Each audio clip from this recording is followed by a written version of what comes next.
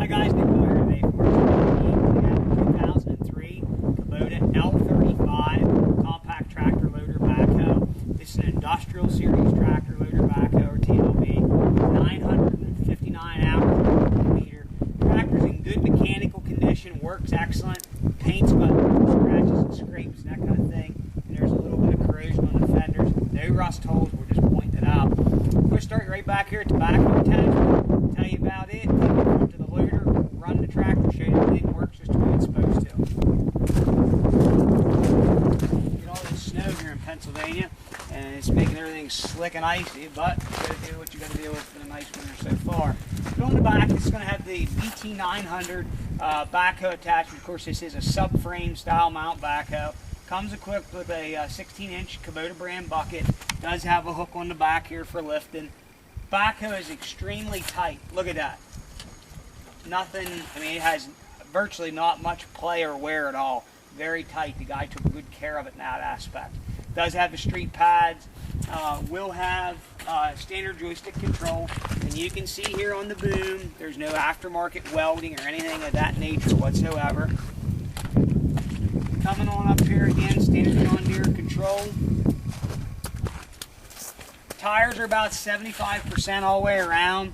R4 tires, and you'll have a 15 by 19.5 NHS in the back. Up front to 27 by 10.5 by 15. And again, all four tires are 75%. We'll have the Kubota TL720 front loader attachment on it. And while we're standing here, I'll go ahead and show you. This will, of course, be a GST transmission, or glide shift transmission. Basically, you have 8 speeds forward, 8 speeds reverse with a left-hand shuttle reverser. You don't have to clutch to go forward and back or to change gears, but just use it to start and stop. You can see, and what I'm talking about, the paint kind of just scaled off underneath the fenders.